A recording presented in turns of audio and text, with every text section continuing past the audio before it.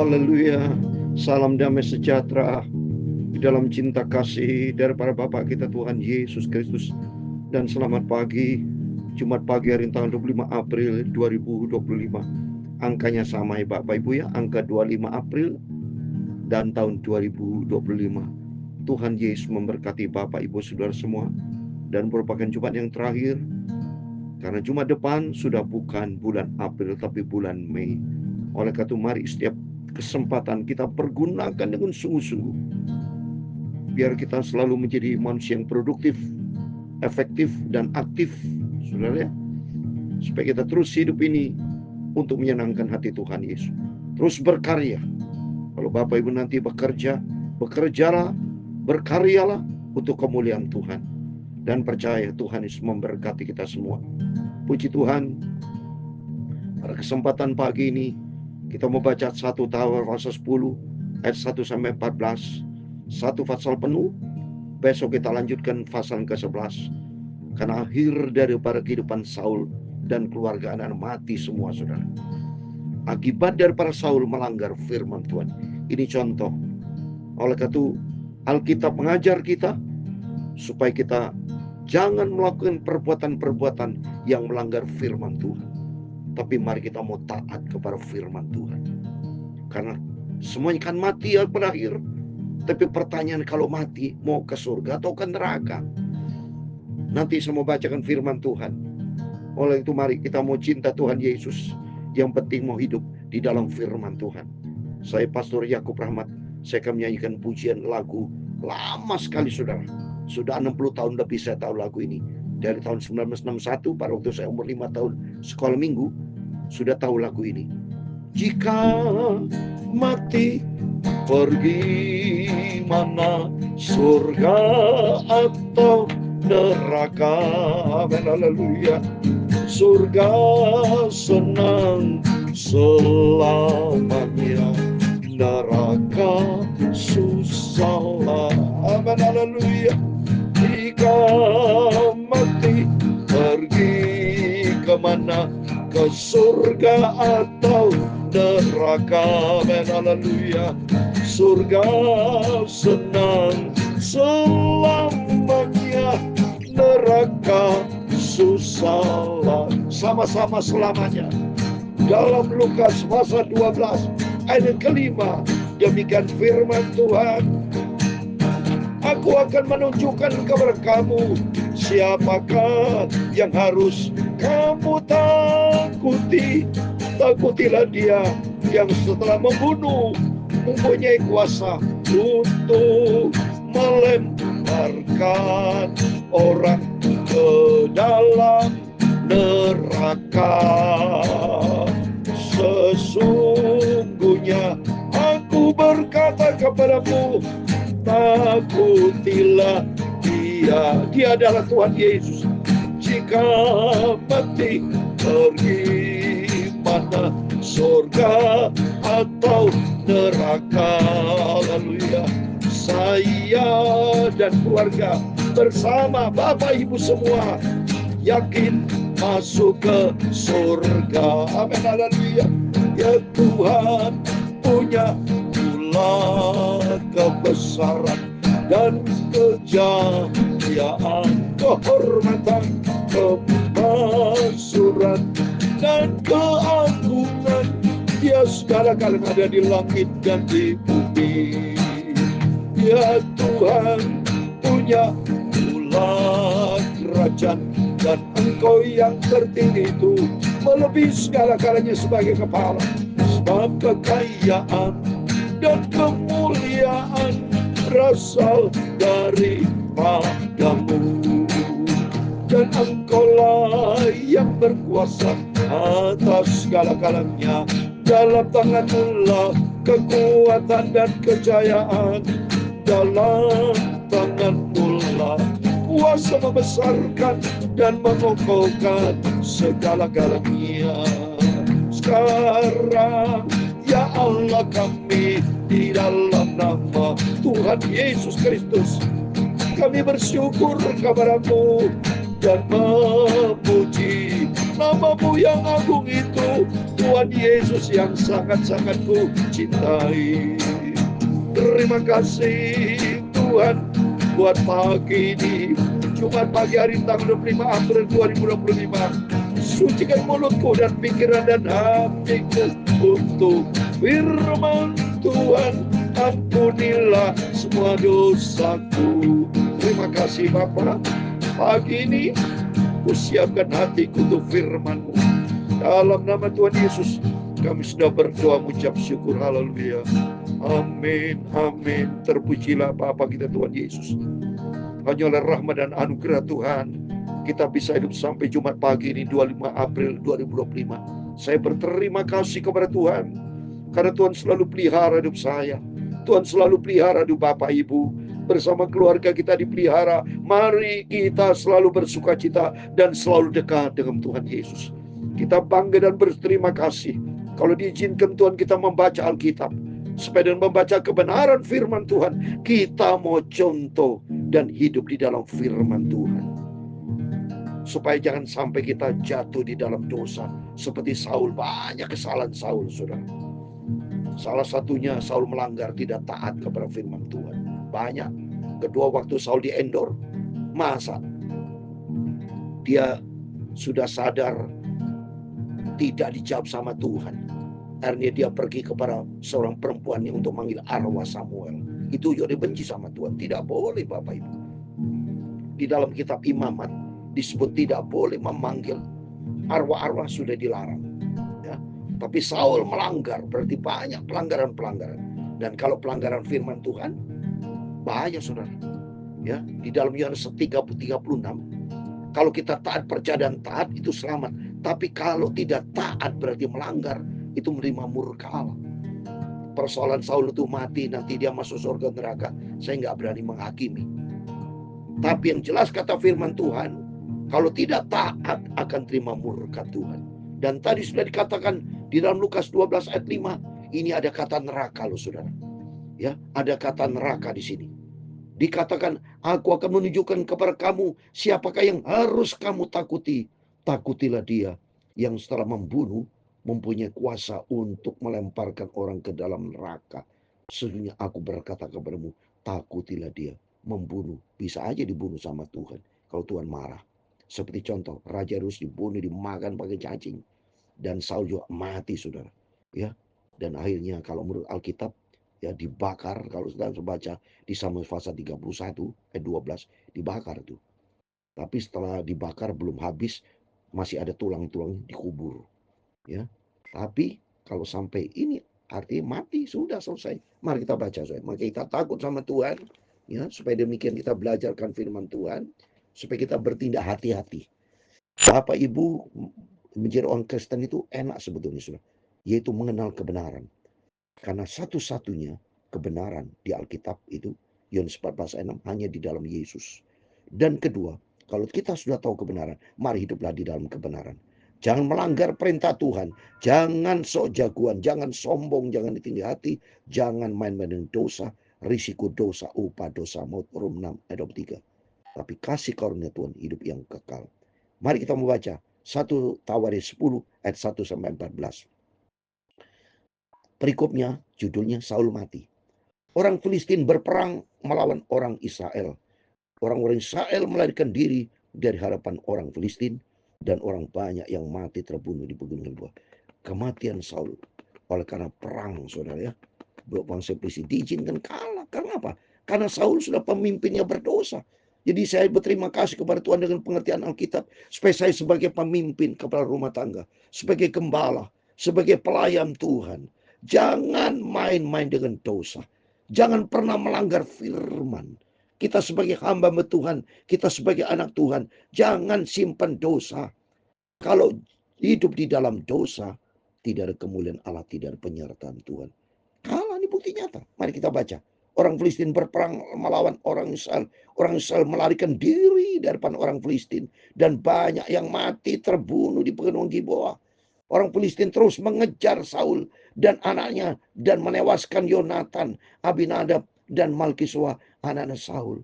Tidak ada penyertaan Tuhan, sudah mati dikejar sama Filistin ini. Kemudian makin beratlah pertempuran itu bagi Saul. Para pemanah menjumpainya dan melukainya. Serem saudara, ini perang besar, tidak ada penyertaan, tidak ada perlindungan Tuhan. Bayangkan kalau seandainya Bapak Ibu dalam kondisi seperti ini dan kita tidak dekat sama Tuhan. Apalagi seorang kalau main-main dengan dosa, nggak ada penyertaan Tuhan. Mohon maaf, lewat saudara ini. Lihat ini baca yang keempat. Lalu berkatalah Saul kepada pembawa senjatanya, hunuslah pedangmu dan tikamlah aku, supaya jangan datang orang-orang yang tidak bersunat ini memperlakukan aku sebagai permainan. Tapi pembawa senjatanya tidak mau, karena ia sangat segan. Kemudian Saul mengambil pedang itu dan menjatuhkan dirinya ke atas. Bayangkan saudara, coba berimajinasi. Berarti keadaan Saul ini stres berat. Dia pikir, oh udah aku mau mati saja. Malu dia. Karena diserang oleh Filistin. Orang yang tak bersunat itu. Bayangkan. Karena apa? Karena tidak dekat dengan Tuhan. Tidak ada pengharapan. Lihat ini, dia berarti bunuh diri. Bunuh diri berarti juga melarang hukum Tuhan. Jangan membunuh hukum Taurat. Berarti kalau bunuh diri, jadi Bapak Ibu tolong ya. Kalau ada orang bunuh diri, jangan stop. Karena itu dosa. Itu berarti melanggar firman. Kan Tuhan bilang jangan membunuh. Berarti kalau bunuh diri, sama aja membunuh itu. Ya, coba bayangkan dia stres berat. Ketika pembawa senjatanya melihat bahwa Saul telah mati, dia pun menjatuhkan dirinya ke atas pedangnya lalu mati. Semuanya ikut mati, saudara. Jadi semua banyak ikut bunuh diri. Karena apa? Tidak takut sama Tuhan. Ini tidak ada Tuhan. Nggak ada firman Allah, yang ada iblis. Cocok firman Allah Yohanes 10 ayat 10 Bapak Ibu. Pencuri datang untuk mencuri, membunuh, dan membina. Siapa tuh pencuri? Iblis. Jadi dikuasai iblis. Baca di 1 Samuel. Pada waktu Saul dikuasai roh jahat, roh iblis. Ya, jadi yang jelas kalau saya lihat ini, Saul dikuasai iblis. Ya, seperti di dalam 1 Samuel pasal yang saya mau baca dulu ya, supaya nanti tidak saya salah ayatnya ya. 1 Samuel pasal 16. 1 Samuel pasal 16. Itu ayat yang ke-14, demikian firman Tuhan.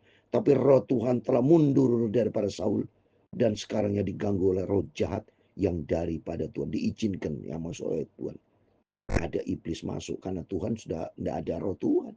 Seperti Yudas Iskariot, seperti iblis mati sama-sama kan. Saul juga bunuh diri, Yudas Iskariot bunuh diri. Jadi orang yang bunuh diri itu sama dikuasai oleh iblis. Tapi kalau kita dikuasai Tuhan, nggak mau. Ngapain saudara bunuh diri? Ya, mari kita mau takut adalah mati buat Tuhan. Malah ini pekerjaan Tuhan.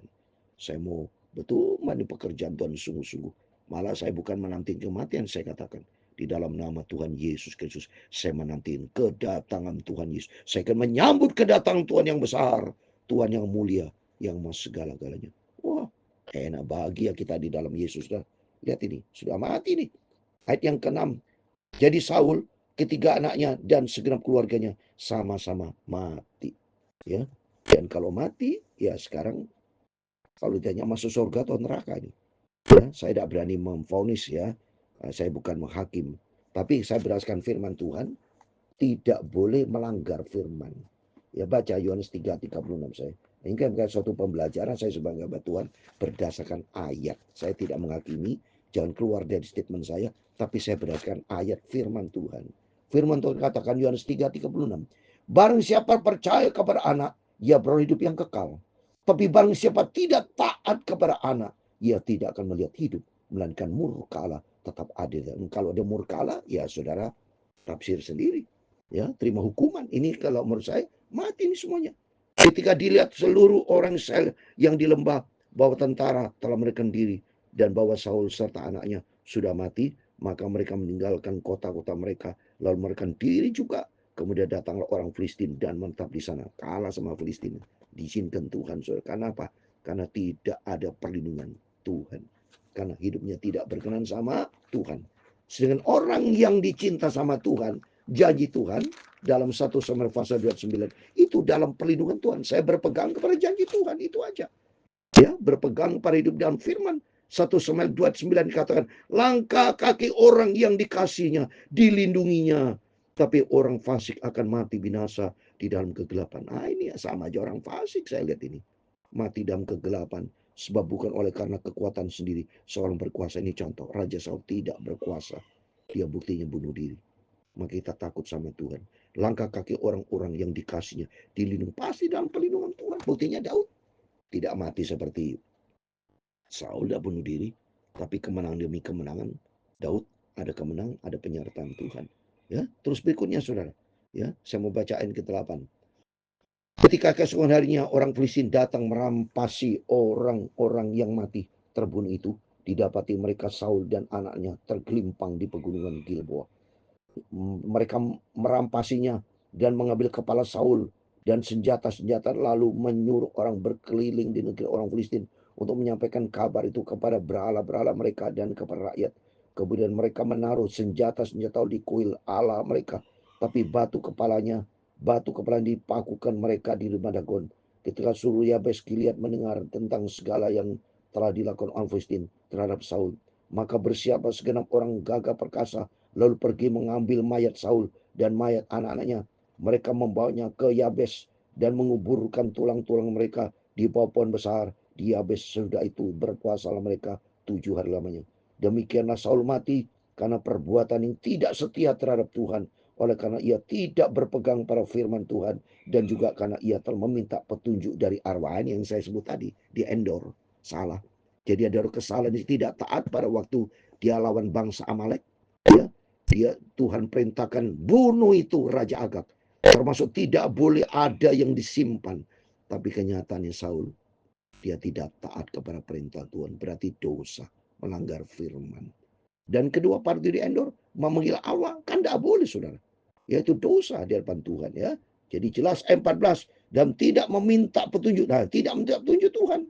Sebab itu Tuhan membunuh dia dan menyerahkan jabatan raja itu kepada Daud bin Isai. Akhirnya Saul mati, diganti Daud. Nah, puji Tuhan, besok kita lanjutkan tentang Daud menjadi raja atas Israel. Di dalam nama Tuhan Yesus, Bapak Ibu diberkati dengan sukacita. Kita baca Alkitab, sudah selesai baca silsilah, dan kita lanjut besok, kita lanjutkan untuk bicara tentang Daud. Oh, menyenangkan Bapak Ibu. Yang penting Bapak Ibu, mari kita mau setia sama Tuhan. Kita mau cinta Tuhan Yesus. Di dalam keadaan apapun tetap Yesus, Yesus, Yesus. Karena suatu hari kalau kita mati, dipanggil sama Tuhan, berlaku firman Tuhan 1 Tesalonika 4:16, yang mati di dalam Kristus akan bangkit. Dan kata kitab Wahyu, orang mati dalam Kristus bangkit, itu nanti akan memerintah di kerajaan 1000 tahun. Wah, haleluya. Bangga kita menjadi anak Tuhan Yesus. Dan kita memerintah di surga bersama Yesus, hidup kekal selama-lama. Bahagia di surga, kata firman Tuhan, senang selama-lamanya. Tidak ada kematian, tidak tangisan, tidak ada operasi sakit-sakitan, tidak ada. Ya, tapi yang ada adalah damai sejahtera, kebenaran dan sukacita Roh Kudus. Tuhan memberkati kita semua. Jika mati, pergi kemana? Ke surga atau ke neraka? Surga senang selamanya, neraka susah tak bisa. Jika mati, pergi mana? Ke surga atau ke neraka? Saya jawab, di dalam nama Tuhan Yesus Kristus, saya dan saudara Bapak Ibu bersama keluarga kita masuk ke surga. Amin. Tuhan memberkati engkau dan melindungi engkau. Tuhan menyinari engkau dengan wajahnya dan memberi kau kasih karunia. Tuhan menghadapkan wajahnya kepadamu dan memberi kau damai sejahtera. Bapa kami di surga, dikuduskanlah namamu, datanglah kerajaanmu. Jadilah kehendak-Mu di bumi seperti di surga. Berikanlah kami pada hari ini makanan kami yang secukupnya. Dan ampunilah kami akan kesalahan kami, seperti kami juga mengampuni orang yang bersalah kepada kami. Dan janganlah membawa kami ke dalam pencobaan, tetapi lepaskanlah kami daripada yang jahat. Karena Engkaulah yang punya kerajaan dan kuasa dan kemuliaan sampai selama-lamanya. Amin. Selamat pagi. Tuhan memberkati Bapak Ibu Saudara semua. Sebelum beraktivitas, berjaga dan berdoa. Dan berpegang kepada perintah Tuhan. Kita mau taat. Jangan pernah pergi ke dukun, panggil arwah. Tidak boleh, tidak boleh. Berdoa juga di kuburan, memanggil, minta berkat orang tua atau siapa meninggal. Tidak boleh itu, tidak boleh. Tapi berdoa, panggil nama Yesus. Panggil nama Yesus, berdoa untuk saudara keluarga yang masih hidup, yang belum kenal Tuhan Yesus. Doakan mereka. Supaya kita semua makin dekat dengan Tuhan. Makin cinta, berharap terus kepada Tuhan. Taat kepada firman Allah. Tuhan Yesus memberkati Bapak, Ibu, Saudara semua. Amin. Immanuel. Puji Tuhan. Haleluya.